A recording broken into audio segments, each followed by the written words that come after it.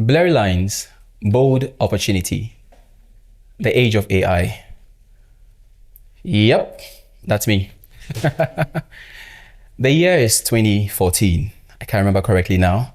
I was in Infantippim, probably the best school in the world. We'll allow them to argue that later. But this was a time where technology as we have it now did not exist. We literally would have our parents ask us, why are you spending so much time on your phone? Are you going to feed your family with YouTube or Facebook? I hope our parents ask us that same question today, because now we have an answer, don't we? And the answer is, of course, yes. Because there are job titles such as TikToker, YouTuber, or the most famous one, influencer. Very recently, one of the biggest YouTubers in Ghana was awarded a diplomatic passport. I hope you all saw it.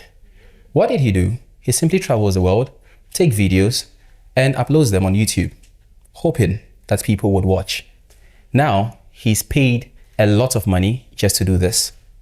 A lot of people also get paid tens of thousands of dollars to influence products. I have never understood what that influence really is, but whatever pays you legally, keep it up. A few years ago, for there to be a surgery, you would need the surgeons to be there in person to actually cut you open with their hands. Just a few months back, we saw a team of surgeons perform a surgery on a patient without even being physically present. And all of this is made possible via technology. Now, when you ask students to write an essay, they go to the most famous or most used platform, ChatGPT, and they say, "Hi Chat, help me do XYZ." And a lot of people think that that is cheating. The students would say, "Oh, it is only helping." The real question is, what is the opportunity that AI is offering? And to the lecturers who think that they can use AI detectors to see if a student used ChatGPT, the students know what I'm about to say is true. There's a platform called AntiGPT, right? That tricks everybody and makes you think it's humanized. There's even Quillbot that allows you to do the same thing. The lines have been blurred, but that presents new opportunities. The lines have been blurred in a way that now doctors are able to draft their own legal contracts, and lawyers are able to upload their symptoms and seek for prescription. Now, I know you think I made a mistake with that sentence, but that is exactly what I mean. Doctors draft their own legal contracts. I would never advise anybody to do that. Expertise has never been lost. You should always talk to a lawyer if you're drafting a legal contract, and you should always talk to a doctor if you're seeking prescription. But the question is, what is possible? That is also me. I think I was sick here, but I was building a platform. I was building a platform with the hopes that thousands of people will use it. Today, I can say that we have achieved over 1,000 people using our platform regularly and tens of thousands of people in the pipeline. We recently got the opportunity to speak to the students in a high school in Ghana, and 3,000 of those students are on board in our platform and will be using it very soon. And I can only do that with the help of AI, because believe it or not, I can't write a single line of code without AI. 3 platforms or softwares I want to talk to you about today.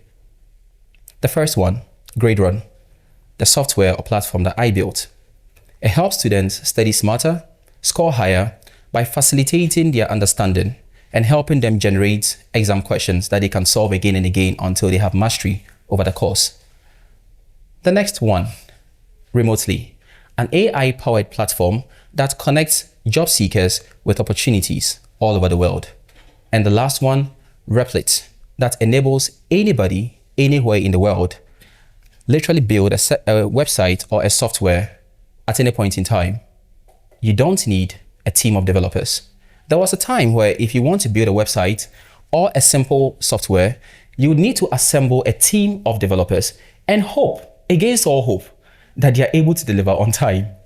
Those days are long behind us. They are so far behind us that if you wanted to build a website today, all you had to do was go to Replit or Lovable or even ChatGPT and say, "Hi Chat, I would like to build a website. Can you help me? It will ask you a series of questions and you can do that. The same $10,000 that a web developer in the US can charge, you can charge that too. For GradeRun, as the founder and creator of it, I can say that it has enabled us to hire, create, and grow in Ghana. We are only a few months old, and we've had the opportunity to hire a few Ghanaians right here in Accra to help us grow our mission and help us reach students all over. The question is, what if every single Ghanaian built a software platform? Then maybe we would have solved the problem of unemployment, wouldn't we? His Majesty, the King of Morocco, said, "Digital technology is a structural shift that can create more jobs and investment opportunities." Now, if you would allow me, I will stress on this a little bit because it's very important that we understand that AI isn't simply ChatGPT as students would believe. AI isn't simply edit the picture for me. AI isn't simply how can I make this food or create this recipe for me. AI, amongst other things it can do, also has the ability to contribute effectively to the economy of a country. Let's look at ChatGPT. The mother company is known as OpenAI. Every single month, people who use ChatGPT in a professional way pay $20 a month to use that platform. There are millions of people using this platform. Let's even imagine that there are only 1 million people using ChatGPT. That means every single month they make $20 million. Now, Ghana, a country in West Africa, has been battling with forex exchange problems because of how we have to sell our natural resources just to get forex into the country. Imagine we created a platform similar to ChatGPT.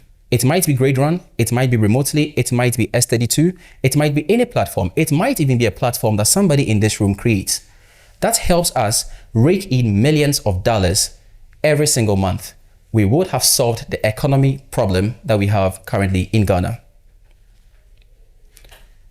According to data, AI could actually add about $1.2 trillion to Africa's GDP. That is a lot of money.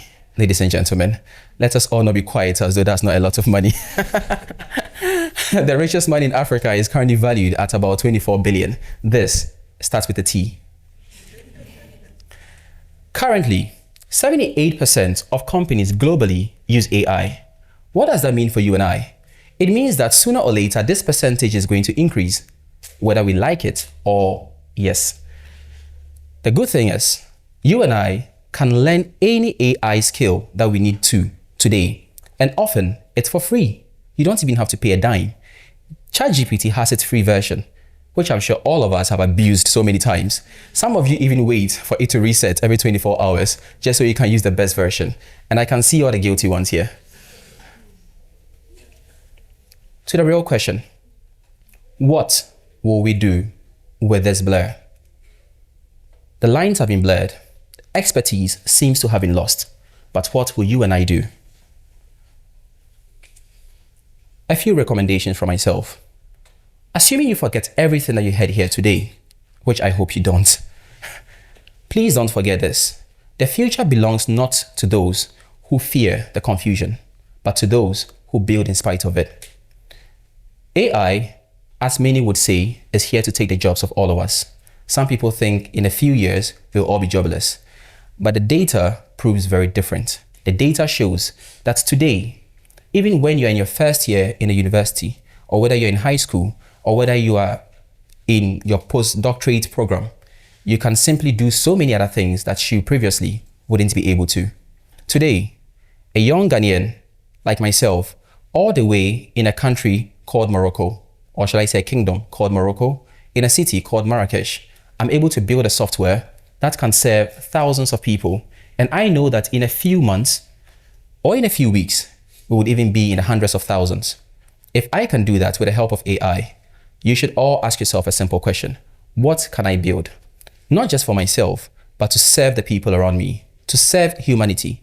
And we all have a charge as Africans, as Ghanaians, as citizens of the world.